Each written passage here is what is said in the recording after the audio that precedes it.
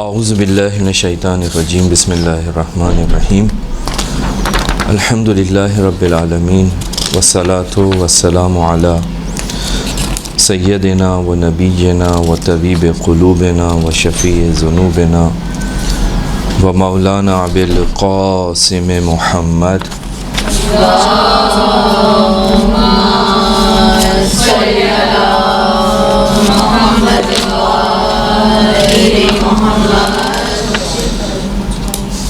وعلى اہل بیتہ الطیبین الطاہرین المعصومین المظلومین لا سیما بقیت اللہ العظم ارواحنا لہ الفدا ولعنت الدائمۃ علی اعدائہم اجمعین من یومنا الی قیام یوم الدین اما بعد فقد قال اللہ سبحانہ وتعالی فی محکم کتابہ اعوذ باللہ من الشیطان الرجیم بسم اللہ الرحمن الرحیم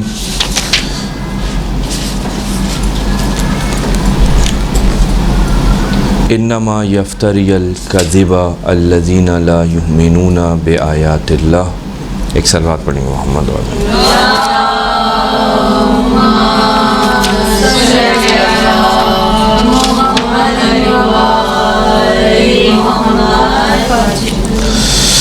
ہماری گفتگو چل رہی تھی، جو شروع ہوئی تھی وہ بہتان سے شروع ہوئی تھی، اور پھر بہتان کے بعد جو ہماری بات ہوئی تھی وہ اس پر آئی تھی کہ بہتان کی جو وجوہات ہیں، جو سبب ہیں کہ انسان کیوں اس بیماری کے اندر، اس مشکل کے اندر مبتلا ہوتا ہے، وہ دو چیزیں آپ کی خدمت میں عرض کی تھی.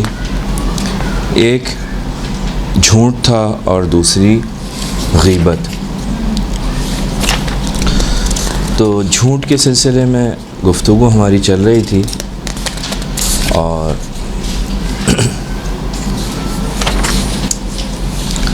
آپ کی خدمت میں کچھ باتیں عرض کی کہ جھوٹ کا جو مسئلہ تھا اس کے سلسلے میں کہ پروردگار عالم نے قرآن مجید میں اس مسئلے کی شدید مذمت کی ہے، اور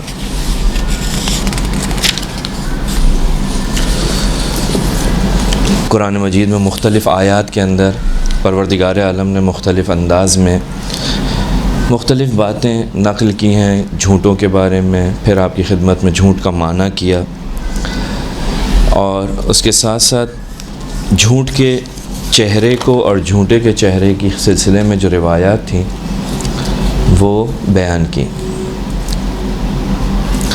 اس کے بعد ایک دو باتیں اور آپ کی خدمت میں عرض کروں کہ انسان جھوٹ بولتا کیوں ہے، جھوٹ بولنے کی وجہ کیا ہے، جھوٹ بولنے کا سبب کیا ہے. بہت ساری باتیں، بہت ساری چیزیں علماء نے ذکر کی ہیں اس سلسلے میں. روایات کے اندر بہت ساری چیزوں کو ذکر کیا ہے. مثلا جھوٹ بولنے کا ایک سبب، شاید میں نے آخری گفتگو کے اندر ایک واقعہ نقل کیا تھا. ہارون کے زمانے کے اندر وہ شخص جو ہارون کے دربار میں جس کو لایا گیا اور اس سے پوچھا گیا رسول کی حدیث کے سلسلے میں، اس نے حدیث بیان کی جس کی عمر جو ہے وہ آپ خود اندازہ لگا لیں کہ ہارون کے زمانے میں آ رہا ہے، اور جس نے رسول خدا کو دیکھا ہے. تو وہ شخص آ کر جب رسول خدا کی خدمت میں آتا ہے اور اس رسول ہارون کے پاس آتا ہے اور ہارون سے پوچھتا ہے، تو وہ حدیث بیان کرتا ہے. ایک حرص ہے جو انسان کی ختم نہیں ہوتی. تو حرص کے سلسلے میں اس نے پھر جو خود اس حرص کا عملی اظہار کیا، یعنی جب ہارون نے اس کو انعام دیا اور وہ جا رہا تھا، واپسی پلٹ کے آیا، کہا یہ بتاؤ یہ اس سال کی ہے یا اگلے سال پھر ملے گی. تو ہارون نے کہا صدق رسول اللہ. یعنی انسان کیا ہے، انسان بہت ساری چیزوں کو جانتا ہے، سمجھتا ہے، لیکن ان پر ایمان نہیں رکھتا. یعنی ایک اہم ترین سبب جھوٹ بولنے کا کیا ہے؟ ایمان کی کمزوری. ایمان کی کمزوری. ہم جانتے ہیں کہ کیا بول رہے ہیں، ہمیں معلوم ہے کہ پروردگار عالم ہمیں دیکھ رہا ہے، پروردگار عالم ہمیں سن رہا ہے. اگر ہم یہ جانتے ہیں کہ ہمارا کلام جو ہے ہمارے امام کے سامنے بالکل واضح ہے، آشکار ہے، ہمارے زمانے کا امام ہمارے اس کلام کو، ہماری اس گفتگو کو سن رہا ہے، اس کے باوجود ہم جو ہے اپنی بات کے اوپر کنٹرول نہیں کر پا رہے، ہم جو ہے بول رہے ہیں. کیوں بول رہے ہیں؟ ہم جانتے ہیں کہ اللہ سن رہا ہے، ہم جانتے ہیں امام سن رہا ہے، اس کے باوجود ہماری زبان کے اوپر وہ بات آ رہی ہے کہ جو نہیں آنی چاہیے، غلط بات آ رہی ہے، جھوٹ آ رہا ہے. تو یہ جھوٹ آنے کی بنیادی وجہ یہ ہے کہ ہمارا جو ایمان ہے وہ کمزور ہے. ہم بولتے تو ہیں اپنی زبان سے کہ ان اللہ یرا، ہم بولتے تو ہیں کہ امام حاضر و ناظر ہے ہمارے اعمال کے اوپر، امام کے سامنے ہمارے اعمال پیش ہوتے ہیں، امام ہماری تمام کی تمام احوالات سے واقف ہے. کبھی آپ نے دیکھا نیوز کاسٹر جو ہے وہ خبریں پڑھتے پڑھتے میں اگر اس کو کھانسی آ جائے، چھینک آ جائے تو فوراً اس کی زبان کے اوپر ایک لفظ آتا ہے معذرت چاہتا ہوں یا معذرت چاہتی ہوں. تو کس بات کی معذرت؟ یعنی بولتے بولتے میں اس کو چھینک آ گئی. کس سے معذرت؟ وہ ہزاروں لاکھوں لوگ جو اس کو دیکھ رہے ہیں، سن رہے ہیں. تو یہ اس کو احساس ہوتا ہے کہ مجھے اس وقت لاکھوں لوگ دیکھ رہے ہیں، مجھے لاکھوں لوگ سن رہے ہیں. تو فوراً اس کی زبان کے اوپر ایک لفظ آتا ہے کہ میں معذرت چاہتا ہوں، معذرت چاہتی ہوں. اسٹیج کے اوپر، مجالس کے اندر آپ یہ چیزیں دیکھتے ہیں. لیکن وہی شخص گھر میں بیٹھا ہوتا ہے، 10 مرتبہ اسے کھانسی آتی ہے، 10 مرتبہ چھینک آتی ہے، اس کی زبان کے اوپر کبھی بھی یہ لفظ نہیں آتا کہ میں معذرت چاہتا ہوں، معذرت چاہتی ہوں. کیوں؟ اگر ہم عقیدہ رکھتے ہیں کہ خدا کے حضور میں ہیں تو ہمیں جھوٹ نہیں بولنا چاہیے. اب اگر ہم جھوٹ بول رہے ہیں تو اس کا مطلب یہ ہے کہ کہیں اور خرابی ہے، مشکل کوئی اور ہے. مشکل کہاں ہے؟ مشکل ہے ایمان میں. مشکل آپ کی میری ایمان کی کمزوری ہے. ہم نے قرآن مجید پڑھا، ہم نے پڑھا علم یعلم بأن اللہ یرا. قرآن میں کہہ رہے ہیں پروردگار عالم تمہیں دیکھ رہا ہے، تم نہیں جانتے. بالکل، جو یہ آیت پڑھ رہا ہے وہ اپنی زبان سے اس چیز کا اظہار کر رہا ہے. اگر آپ اس سے بولیں گے تو وہ یہ کہے گا کہ ہاں خدا تو میری شہرہ کے حیات سے قریب ہے، جو میرے اندر گزرتا ہے زبان سے بھی نہیں ادا ہوتا، پروردگار عالم کو وہ بھی معلوم. پھر ہم کیوں اس کی مخالفت کر رہے ہیں؟ اگر سب کچھ معلوم ہے پھر مخالفت کیوں ہو رہی ہے؟ علامہ طباطبائی بہت عظیم شخصیت ہے، بہت ہی بڑی شخصیت ہے. ان کی ایک تفسیر ہے بہت ہی مشہور و معروف تفسیر المیزان. بہت ہی بزرگ شخصیت اس زمانے کی، یعنی ابھی تو رحلت ہو چکی ہے، یعنی اس صدی کی بہت ہی عظیم شخصیت. کہتے ہیں کہ جب نجف سے واپس آ رہے تھے تو میں اپنے استاد کے پاس گیا. استاد سے کہا کہ نصیحت فرمائیے، شاید میں دوبارہ میری آپ کی ملاقات نہ ہو سکے. تو انہوں نے اسی آیت کی تلاوت کی، علم یعلم بأن اللہ یرا. اللہ دیکھ رہا ہے، یعنی تم حضور پروردگار میں ہو، تم محضر خدا میں ہو. ہم لوگوں کو دیکھ کر اپنی عادتوں کو تبدیل کر لیتے ہیں، اپنے عمل کو تبدیل کر لیتے ہیں. ہم اگر کسی مجمع میں ہوں تو بہت ساری چیزیں ایسی ہیں کہ جو ہم کرنا چاہتے ہیں نہیں کرتے. کیوں نہیں کرتے؟ اس لیے کہ لوگ دیکھ رہے ہیں، لوگ دیکھ رہے ہیں، لہٰذا ہم اس کام کو انجام نہیں دیتے. جبکہ لوگ آپ کو کچھ نہیں کہیں گے، مجھے کچھ نہیں کہیں گے، بہت زیادہ تھوڑا ممکن ہے کوئی بعد میں کوئی بات بھی بنا لے، لیکن اس وقت مجھے کوئی کچھ نہیں کہے گا. لیکن ہم ان کی وجہ سے اپنی ان چیزوں کو انجام نہیں دیتے. کیوں؟ کیونکہ وہ ہیں. جبکہ ہمارا یہ عقیدہ ہے کہ پروردگار عالم ہر جگہ ہے، جہاں کوئی نہیں ہے وہاں خدا ہے. تو اس کے بعد ہم کیوں کر رہے ہیں؟ جو کلمہ بھی قرآن کہہ رہا ہے، جو کلمہ بھی تمہاری زبان سے نکلتا ہے وہ ہمارا فرشتہ محفوظ کر لیتا ہے. جب قیامت آئے گی تو ساری کی ساری ریکارڈنگ جو ہے وہ انسان کے سامنے ہوگی. اس وقت ہم یہ نہیں کہہ سکتے ہوں گے ہم نے یہ نہیں کہا، ہم نے یہ نہیں کیا. جیسے یہ آئے گا فوراً سب کچھ، ساری فلم انسان کی چلنا شروع ہو جائے گی اس کے سامنے، تم نے اس وقت یہ کیا، اس وقت یہ کیا، اس وقت یہ کیا. ہاں، جب انسان کے پاس کتاب آئے گی تو کہے گا یہ کیا ہے؟ کہا کہ یہ وہ ہے، اس کے اندر صغیرہ اور کبیرہ سب کچھ جمع کر دیا ہم نے. تم نے جو چھوٹے گناہ کیے ہیں، تم نے جو بڑے گناہ کیے ہیں، وہ سب کے سب اس کے اندر ہیں. تو بس ہم سب کچھ جانتے ہیں، اور جاننے کے بعد اگر ہم کسی چیز کے مرتکب ہو رہے ہیں، خلاف شریعت کام کر رہے ہیں، پروردگار عالم کی رضا کے خلاف کام کر رہے ہیں، تو اس کا سبب کیا ہے؟ ایک اہم ترین سبب ہمارے ایمان کی کمزوری. ہم کہتے ہیں اللہ موجود ہے، اللہ دیکھ رہا ہے، فرشتے لکھ رہے ہیں، لیکن اس کے باوجود کر رہے ہیں، تو بس ہم جو ایمان جو ہے ہمارا وہ کمزور ہے. ایک دوسرے اسباب میں سے مثلا یہ کہا جا سکتا ہے کہ کبھی انسان کیا چاہتا ہے؟ اپنے آپ کو بری ذمہ کرنا چاہتا ہے، اپنے کاندھوں سے بوجھ کو اتارنا چاہتا ہے. یعنی اس سے کوئی غلطی ہوتی ہے، وہ کہتا ہے اس میں میرا کوئی قصور نہیں ہے، میں بری ذمہ ہوں. اپنے آپ کو بری ذمہ کرنے کے لیے کیا کرتا ہے؟ دوسروں کے اوپر اپنی غلطی کو ڈالنے کی کوشش کرتا ہے. دیر سے کیوں ہے؟ گھڑی خراب تھی، یعنی میرا قصور نہیں ہے. قصور کس کا ہے؟ گھڑی کا ہے کہ جو آگے پیچھے چل رہی تھی. آدھا گھنٹہ میں لیٹ ہوا ہوں، کیوں؟ کیونکہ گھڑی جو ہے وہ پیچھے تھی.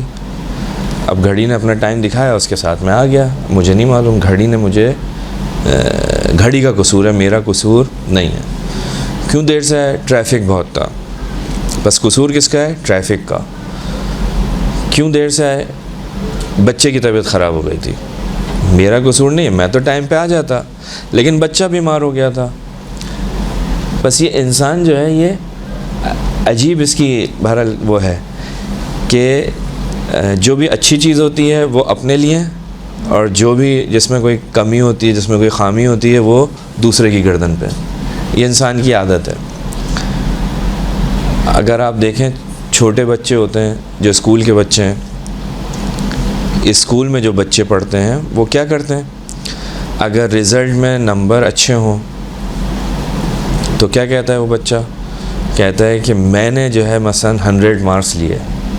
ہاں، لیکن اگر وہی نمبر 0 ہو جائے تو وہ کیا کہتا ہے؟ کہتا ہے ٹیچر نے پتہ نہیں کیوں 0 دے دیا. یعنی 100 آئے تو میری وجہ سے آئے، 0 آئے تو ٹیچر کی وجہ سے. انسان یہی کام کرتا ہے ساری زندگی. تو بعض اوقات انسان جھوٹ اس لیے بولتا ہے کہ کوئی مسئلہ ہے.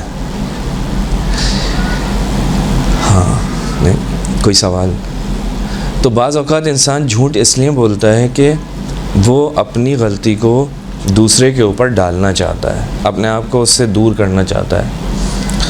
بعض اوقات انسان تفریح میں، مذاق میں جھوٹ بولتا ہے. رسول خدا مذمت کرتے ہیں، یعنی مذاق کے اندر جھوٹ بولنا، یہ رسول خدا کرتے ہیں. وائے ہو اس پر، ویل لہو ویل لہو ویل لہو. 3 مرتبہ رسول خدا، 3 مرتبہ رسول خدا نے کہا ہے کیا؟ ویل، وائے وائے وائے. کس کے اوپر؟ اس شخص پہ کہ جو مذاق کے اندر کیا کرتا ہے؟ جھوٹ بولتا ہے. ہمارے یہاں بہت عام ہے، بس مذاق کے اندر جو ہے انسان جھوٹ بول رہا ہے، جبکہ مذہب آپ کا، اہل بیت آپ کے اس کی شدید مذمت کرتے ہیں. بس کبھی سبب کیا ہے؟ مذاق میں انسان جھوٹ بول رہا ہے. مذاق میں جھوٹ کیوں بول رہا ہے؟ کبھی ایسا ہوتا ہے کہ انسان اپنی کسی کمی کو پورا کرنا چاہ رہا ہوتا ہے. مجھ میں کوئی کمی ہے، میں اس کمی کو پورا کرنے کے لیے کیا کرتا ہوں؟ جھوٹ کا سہارا لیتا ہوں. احساس کرتے ہیں کہ یہاں پر ہم پیچھے رہ جائیں گے، اگر جھوٹ نہیں بولیں گے تو ہم مثلاً یہ ہو جائیں گے. تو انسان کیا کرتا ہے؟ اپنی اس کمی کو پورا کرنے کے لیے جھوٹ بولتا ہے. دوستوں کے درمیان بیٹھا ہوا ہے، دیکھو میرے کپڑے جو ہیں وہ فلاں برانڈ کے ہیں، یہ میری گھڑی ایسی ہے، یہ میرا فلاں چیز ایسی ہے، میری گاڑی ایسی ہے. تو یہ کیا کر رہا ہے؟ انسان دوسری چیزوں کا سہارا لے رہا ہے. وہ یہ سمجھتا ہے کہ مجھ میں کوئی کمی ہے، مجھ میں کوئی کمی ہے. اس کمی کو پورا کیسے کرتا ہے؟ وہ چیز جو نہیں ہوتی، حقیقت میں مثال کے طور پہ وہ کوئی برانڈ بھی نہیں ہے، کچھ بھی نہیں ہے، یا مثلا یہ میری جو خالہ ہیں وہ وہاں سے لے کے آئی ہیں کینیڈا سے، امریکہ سے، اور یہ وہاں کی جو ہے فلاں برانڈ کا ہے، اور یہ وہ فلاں، یہ کیوں کر رہا ہے؟ یہ اپنی کمی کو پورا کر رہا ہے۔ میرے چچا ایسے، میری خالہ ایسی، میرے ماموں ایسے، میرا بھائی یہ کیا کر رہا ہے؟ انسان اپنی کمی کو پورا کرنے کے لیے جھوٹ کا سہارا لیتا ہے۔ کیوں؟ تاکہ ان کے ذریعے اپنی اہمیت کو بیان کر سکے۔ اس کا مطلب پتہ ہے کیا ہے؟ اس کا مطلب یہ ہے کہ وہ خود کچھ بھی نہیں ہے۔ جو انسان یہ کام کر رہا ہے تو اس سے معلوم یہ ہوتا ہے کہ وہ اس کی اپنی کوئی اہمیت نہیں ہے، لہٰذا وہ دوسروں کی مدد کے ذریعے اپنے آپ کو لوگوں کے درمیان پیش کرنا چاہ رہا ہے۔ میں کچھ نہیں ہوں، حقیقت یہی ہے۔ سامنے والے کو یہ بتا رہا ہے کہ میری قدر و قیمت کیا ہے۔ سامنے والے سے اگر کوئی پوچھے کہ بھائی یہ آدمی کیسا ہے، تو وہ یہی کہے گا جو اس کی کپڑے کی قیمت ہے وہی ہے، باقی اس کی اپنی کوئی قیمت نہیں ہے۔ یہ 40,000 روپے کا لباس پہنا ہوا ہے، اس سے کسی نے پوچھا کہ بھائی اس کی کتنی اہمیت ہے اس شخص کی، کہا 40,000، کہا 40,000 کے تو یہ کپڑے پہنا ہوا ہے، بس کہا کہ کپڑوں کی قیمت بتائیے۔ اس آدمی کی کوئی قیمت نہیں ہے، اس کی کوئی اہمیت نہیں ہے، اس کا کوئی مقام نہیں ہے۔ تو کبھی انسان اپنی کمی کو پورا کرنے کے لیے کیا کرتا ہے؟ جھوٹ کا سہارا لیتا ہے۔ اس کے علاوہ اور چیزیں بھی ہو سکتی ہیں۔ دشمنی کی خاطر انسان جھوٹ بولتا ہے۔ دشمنی ہو گئی کسی سے، اس کی وجہ سے اب اس دشمن کو گرانے کے لیے، اس دشمن کو لوگوں کے سامنے شرمندہ کرنے کے لیے جھوٹ کا سہارا لے رہا ہے۔ حیا اور شرم کی خاطر انسان جو ہے جھوٹ بولتا ہے۔ لالچ کی وجہ سے جھوٹ بولتا ہے۔ انسان حسد کی وجہ سے جھوٹ بولتا ہے، حسد کرتا ہے کسی سے، جھوٹ بولتا ہے۔ جھوٹوں کے ساتھ رہنے کی وجہ سے جھوٹ بولتا ہے۔ لہٰذا قرآن اور اہل بیت کیا کہتے ہیں کہ سچوں کے ساتھ بیٹھو، سچوں کے ساتھ ہو جاؤ۔ انسان جس ماحول میں رہتا ہے اس ماحول کا اثر انسان پر بہت گہرا پڑتا ہے۔ اپنی کمزوریوں کی وجہ سے جھوٹ بول رہا ہے۔ تو یہ بہت سارے چیزیں جو ہیں، کسی مقام کو حاصل کرنے کے لیے جھوٹ بولتا ہے۔ کوئی مقام، کوئی منصب حاصل کرنا چاہتا ہے، اس کی وجہ سے وہ جھوٹ بولتا ہے۔ وہ مقام و منصب فرق کرتا ہے ہر کسی کے لیے۔ گھر کے اندر ایک بچہ جو ہے وہ اپنے آپ کو جھوٹ کا سہارا لے کر جو ہے وہ مثلا والدین کی نگاہ کے اندر جو ہے وہ ایک پوزیشن لینا چاہ رہا ہے، ایک مقام لینا چاہ رہا ہے، جھوٹ کا سہارا لیتا ہے۔ اب یہاں سے شروع کریں، اوپر تک چلے جائیں۔ البتہ ایک چیز آپ کے ذہنوں میں رہے کہ ہم نے کہا جھوٹ بولنا حرام ہے، قرآن کے اندر اتنی مذمت، روایات میں اتنی مذمت، لیکن سچ بولنا جو اس کے مقابل میں آتا ہے وہ واجب نہیں ہر جگہ۔ اگر سچ بولنے سے کوئی فتنہ کھڑا ہو رہا ہے، قتل و غارت ہو جائے گی، تو آپ کی ذمہ داری یہ نہیں ہے کہ آپ سمجھیں گے جی جھوٹ بولنا حرام ہے تو سچ بولنا بھی ہر جگہ پر واجب ہے۔ نہیں، جھوٹ بولنا حرام ہے، لیکن سچ بولنا ہر جگہ آپ کی میری ذمہ داری نہیں ہے۔ بعض جگہوں پہ آپ کو اس سے بچنا پڑے گا۔ یہ ایک بات ہو گئی۔ ایک بات اور جو اس سلسلے میں ہم دیکھ سکتے ہیں وہ یہ کہ مسئلہ اہم ہے، لیکن میں اشارہ کروں گا، اس کی طرف ڈیٹیل میں نہیں جاؤں گا۔ وہ یہ کہ کبھی کبھار انسان دیکھتا ہے کہ، یعنی ایک گھر کی طرف جا رہا ہوں میں، ایک چھوٹے مسئلے کی طرف اشارہ کر رہا ہوں، وہ یہ کہ چھوٹے بچے جھوٹ بولتے ہیں۔ گھر کے اندر ایک مسئلہ جو ہم دیکھتے ہیں گھروں کے اندر، وہ بچوں کا ہے۔ 4 سال کا بچہ ہے، 5 سال کا بچہ ہے، وہ کیا کرتا ہے؟ جھوٹ کا سہارا لیتا ہے۔ یہ 5 سال 6 سال کا بچہ جو خود جھوٹ کی حقیقت کو نہیں سمجھتا، جھوٹ بولتا ہے، جھوٹ بول رہا ہوتا ہے۔ کیوں جھوٹ بولتا ہے؟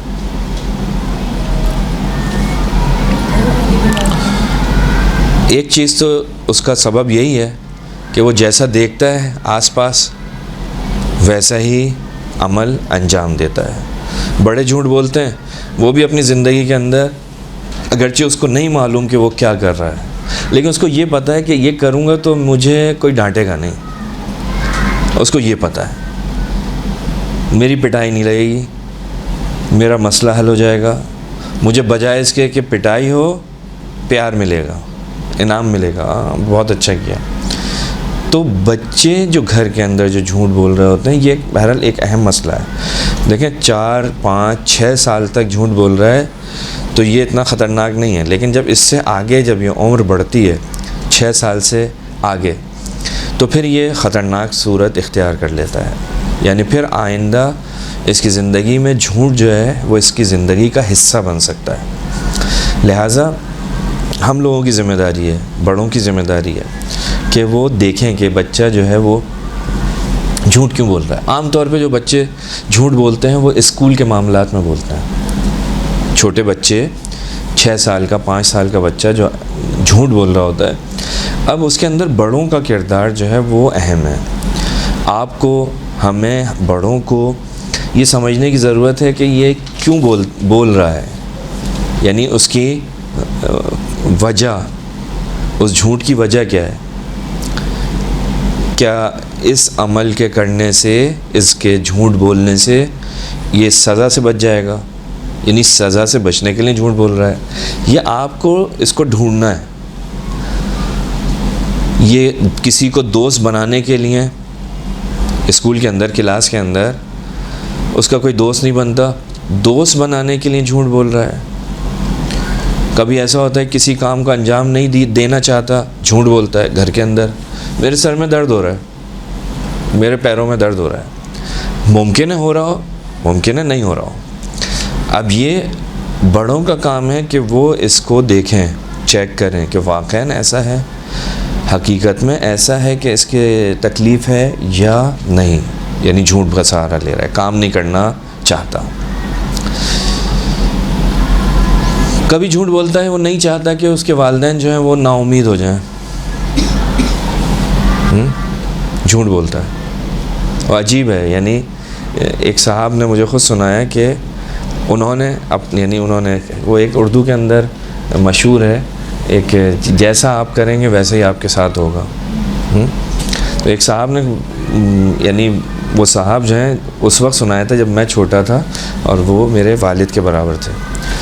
تو انہوں نے کہا میں بچپن میں تھا، اسکول میں پڑھتا تھا اور اپنے والد کا بہت لاڈلا تھا، بڑا بیٹا کا ایک دفعہ امتحان میں فیل ہو گیا۔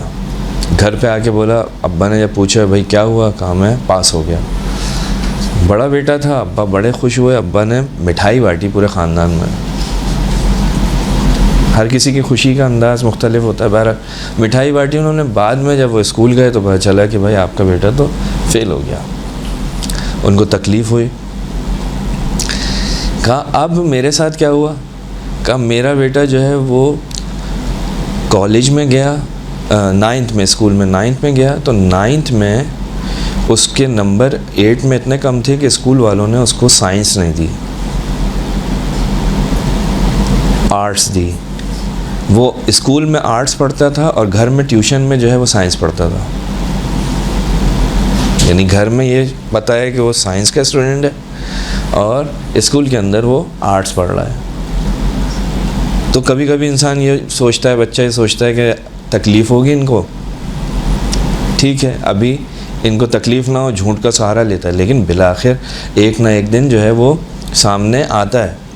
تو والدین کو کبھی انسان یہ چاہتا ہے کہ بچہ یہ چاہتا ہے کہ نا امید نہ کرے، لہٰذا جھوٹ کا سہارا لیتا ہے اور جھوٹ بولتا چلا جاتا ہے اور بالآخر وہ بہت آگے نکل جاتا ہے۔ کبھی لوگوں کی توجہ کو حاصل کرنے کے لیے انسان جھوٹ کا سہارا لیتا ہے۔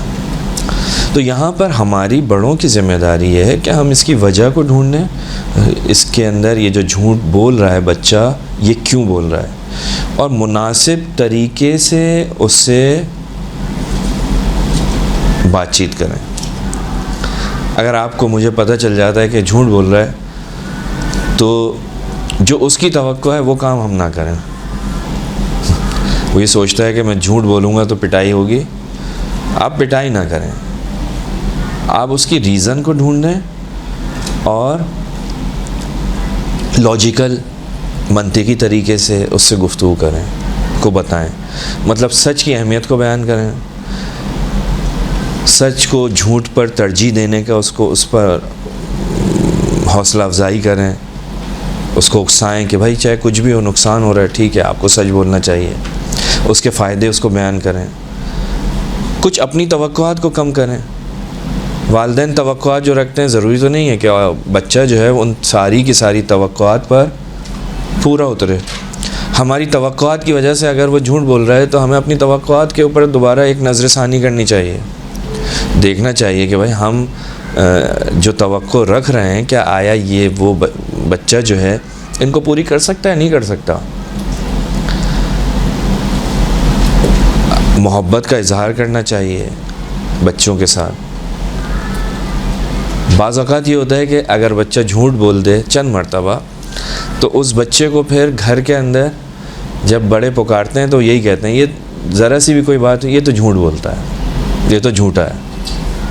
اور یہ جملہ اتنا زیادہ ریپیٹ ہوتا ہے، اتنا تکرار ہوتا ہے کہ وہ بچہ پھر اس جھوٹ کے درمیان ہی زندگی گزارنا شروع کر دیتا ہے کہ سننا تو یہی ہے، چلو جھوٹ کا ہی سہارا لے لو۔ تو یہ والدین کی، بڑوں کی ذمہ داری ہے، اپنی توقعات کا اس سے اظہار کریں کہ ہم تمہیں ایسا دیکھنا چاہتے ہیں، اور اس طرح سے اظہار کریں کہ یہ نہ ہو کہ وہ مجبور ہو، اپنے اختیار سے وہ کام کرے اور جھوٹ سے اپنے آپ کو دور کرے۔ بہرحال اس کے اندر اور آپ کو ممکن ہے کسی سائیکیٹرسٹ کی ضرورت پڑے، اور یہ کیونکہ ایک بیماری ہے، یہ ابھی چھوٹی عمر میں تو اس کا علاج آسانی سے ہو سکتا ہے، لیکن یہ 7 8 سال 10 سال کے بعد جب یہ پختہ ہو جائے گی تو اس کا علاج بھی مشکل ہے۔ تو مشورہ کر سکتے ہیں کہ کس طرح سے اس بچے کو ٹریٹ کیا جائے۔ ہماری مشکل یہ ہے، ہم جس معاشرے میں رہتے ہیں ہم ان چیزوں کو بیماری نہیں سمجھتے۔ یہ بیماری ہے، سر میں درد ہونا بھی ایک بیماری ہے، پیٹ میں درد ہونا بھی بیماری ہے، اور جھوٹ بولنا بھی ایک بیماری ہے۔ ہم سر کے درد اور پیٹ کے درد کا تو علاج کرواتے ہیں، لیکن جھوٹ بولنے کا مسئلہ، غیبت کرنے کا مسئلہ، چغلخوری کرنے کا مسئلہ، اس بیماری کے علاج کے لیے ہم زحمت نہیں کرتے، خود ہی جو سمجھ میں آتا ہے الٹا سیدھا وہی کرتے ہیں جو ہمیں نہیں کرنا چاہیے تھا۔ کیونکہ اگر ہمیں نہیں آتا علاج، ہم کبھی بھی اپنے بچوں کو جو ہے وہ اپنی مرضی سے تو دوا نہیں دیتے نا، چھوٹی موٹی دوا دے دیتے ہیں، پیناڈول دے دی، لیکن اگر زیادہ شدید درد ہے، بخار نہیں اتر رہا، تو پھر پیناڈول سے کام نہیں چلتا، جاتے ہیں ڈاکٹر کے پاس۔ تو اگر آپ دیکھ رہے ہیں بچہ جو ہے مسلسل ایک روحانی بیماری ہے، ایک نفسانی بیماری میں مبتلا ہے، تو ایسے میں ہماری ذمہ داری ہے کہ ہم اس کا علاج کریں۔ اگر خود کر سکتے ہیں فبیہا، اگر خود نہیں کر سکتے تو ہم جائیں ڈاکٹر کے پاس، اس کے پاس کہ جو اس بچے کو چیک کرے کہ بھئی مشکل کہاں ہے اس کی۔ جیسے آج کل جیسے کوئی سائیکیٹرسٹ کے پاس جاتا ہے یا سائیکالوجسٹ کے پاس جاتا ہے، ہمارے یہاں معاشرے میں اس بچے کو ایب نارمل سمجھتے ہیں، اس کو سمجھتے ہیں کہ یہ تو دماغ سے کیا ہے، یہ ایسے، تو اس کا بھی کوئی سلوشن آپ کرتے ہیں۔ اور غیبت کرنا تو یہ تو بچوں کو گھر سے سکھاتے ہیں کہ وہ تو یہ تو ہے ہی ایسا ہے، تو اگر اس کے کسی سبجیکٹ میں کم آ سکے، اگر اردو میں کم آ گئے، تم تو ہو ہی ایسے۔ یہ غلط ہے نا، یہ سارا یہی تو میں کہہ رہا ہوں کہ آپ بجائے آپ کو ٹریٹ کرنا مجھے نہیں آتا تو میں اس طرح کرتا ہوں، پھر وہ جھوٹ کا سہارا لیتا ہے۔ اچھی چیزیں میری ہیں، بری چیزیں کسی اور کی ہیں۔ غلط کیوں ہوا، نمبر کم کیوں آئے؟ اس لیے کہ مثال کے طور پہ ٹیچر نے صحیح نہیں سمجھایا تھا، اور ماں باپ پھر اس بات پر یقین کر لیتے ہیں، ٹیچر کے مشکل ہو جاتی ہے مثلاً، یا کریں گے یا نہیں کریں گے۔ تو یہ سلسلہ، یہ جو سائیکیٹرسٹ ہے، بس کیونکہ ہمارے پاس شعور کی کمی ہے، اس لیے ہم جب اس جگہ پر آتے ہیں تو ہم یہ سمجھتے ہیں کہ اس کے پاس جائیں گے تو اس کا مطلب ہے پاگل ہو گئے۔ اس کے پاس صرف پاگل نہیں جاتے۔ مثلا مجھے ایک صاحب نے فون کیا، کیونکہ ہمارا تو یعنی ہم لوگوں کی عادت یہ ہے کہ مولانا میں جو ہوں نا وسوسے میں شکار ہو گیا ہوں، مجھے کوئی دعا بتا دیں۔ میں وضو کرتا ہوں تو یوں کرتا رہتا ہوں، نہاتا ہوں تو یہ ہو جاتا ہے، یہ ہوتا ہے۔ تو میں نے، اور پڑھے لکھے PhD ڈاکٹر، میرے ساتھ یہ پرابلم ہے۔ تو میں نے ان سے کہا کہ فلاں چیز یا فلاں دعا پڑھ لیں انشاءاللہ بہتر ہوگا، یہ ہوگا وہ ہوگا. ساتھ میں پھر میں نے ان سے کہا، میں نے کہا بہرحال ایک میرا مشورہ یہ ہے کہ فلاں صاحب ہیں، ڈاکٹر ہیں، آپ ان کو ذرا جا کر دکھائیں ایک مرتبہ.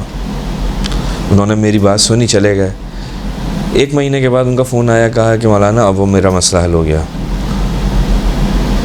کیسے حل ہوا؟ وہ سائیکیٹرسٹ کے پاس گئے، اس نے جا کر اپنا مرض بتایا. اس نے کہا بھائی یہ بیماری ہے اور اس بیماری کا علاج یہ ہے. آپ کے دماغ کے اندر کتنے کیمیکلز ہیں، ان کا کیا ہوتا ہے، جب وہ ڈس آرڈر ہو جاتے ہیں تو اس کا نتیجہ یہ ہوتا ہے. خوب اس نے بتایا. میں یہ نہیں کہہ رہا کہ ہمیشہ ایسا ہوتا ہے، لیکن ایک بڑی تعداد میں ہماری جو مشکلات ہوتی ہیں وہ دماغ سے تعلق رکھتی ہیں، لیکن اس کا یہ مطلب نہیں ہے کہ پاگل ہیں. ہاں، تو یہ ہم کیوں سوچتے ہیں؟ اس لیے کہ ہمارا شعور کم ہے. حتیٰ یہاں تو ایسا بھی ہے کہ جو خود ڈاکٹر ہے اسی چیز کا، وہ خود جو ہے وہ اسی بیماری کے اندر مبتلا ہے، اپنا علاج کرانے کے لیے تیار نہیں ہے. کیوں؟ اس لیے کہ وہ کہتا ہے اگر میں اس چیز کو قبول کر لوں گا تو معاشرہ مجھے پتہ نہیں کس نگاہ سے دیکھے گا. تو یہ ہمارے معاشرے کی ایک وہ ہے خرابی ہے. اگر میرے پیٹ میں درد ہو رہا ہے، میری کمر میں درد ہو رہا ہے، ٹانگوں میں درد ہو رہا ہے، تو معاشرہ مجھے کیسا دیکھتا ہے؟ کچھ نہیں دیکھتا. کہتا ہے بھائی بیچارہ بیمار ہے، دعا کرتا ہے اس کے لیے. تو یہ بھی ایک بیماری ہے. دعا کے ساتھ ساتھ علاج. ہم علاج کی طرف نہیں جاتے، ہم سیدھا جاتے ہیں آخری علاج کی طرف جو شریعت جو ہے اجازت نہیں دیتی. ہم مار دھاڑ شروع کر دیتے ہیں، ہم مار دھاڑ شروع کرتے ہیں. تو یہ تو تربیت کا طریقہ نہیں ہے، یہ تو بچے کو سمجھانے کا طریقہ نہیں ہے. تو ہر چیز کا علاج ہے. اگر یہ جھوٹ بول رہا ہے اور آپ کے سمجھ میں نہیں آ رہا تو آپ لے کے جائیں. اب تو اسکولوں کے اندر، بعض اسکولوں کے اندر بالآخر ان چیزوں کی طرف توجہ دیتے ہیں. ٹیچرز اس طرح کے سائیکیٹرسٹ وغیرہ کو دعوت دیتے ہیں، بلاتے ہیں، وہ بچوں کو سمجھاتے ہیں یا بچوں کے پرابلمس جو ہیں وہ دیکھتے ہیں، ان کو سولو کرتے ہیں. تو یہ چیز جو ہے اس کی طرف ہماری توجہ رہنی چاہیے. خوب جب جھوٹ ہم بول رہے ہیں، یہ موضوع جو ہے اگرچہ ہمارا اخلاقی موضوع ہے، لیکن اس کا تعلق شریعت سے بھی ہے، یعنی فقہ سے بھی ہے. ایک طرف نفسانی بیماری ہے، لیکن اس نفسانی بیماری کے جو ہیں شرعی اثرات بھی ہیں. یعنی شریعت نے اس کو کیا کہا ہے؟ حرام. یعنی کیا؟ یعنی آپ نے اس سے حتماً بچنا ہے. آپ کی شخصیت تو خراب ہو رہی ہے جھوٹ بولنے والے کی. جو جھوٹ بول رہا ہے اس کی روح کے اوپر تو اس کا اثر پڑ رہا ہے، اس کی شخصیت تو خراب ہو رہی ہے معاشرے میں. لیکن صرف اس کی شخصیت خراب نہیں ہو رہی، بلکہ اس کے ساتھ ساتھ اس کی آخرت بھی خراب ہو رہی ہے، گناہ کے اندر بھی مبتلا ہو رہا ہے. لہٰذا اگر ہم دیکھیں شرعی اعتبار سے، تو ہم نے جو تعریف کی تھی کہ صاحب آپ جو ہے ایسی خبر جو واقعیت اور حقیقت نہ رکھتی ہو وہ اگر آپ بیان کرتے ہیں، اس کو کہتے ہیں جھوٹ. تو ضروری نہیں ہے کہ یہ آپ بولیں. اگر آپ میسیج کے ذریعے ٹائپ کر دیں تو یہ بھی جھوٹ ہے.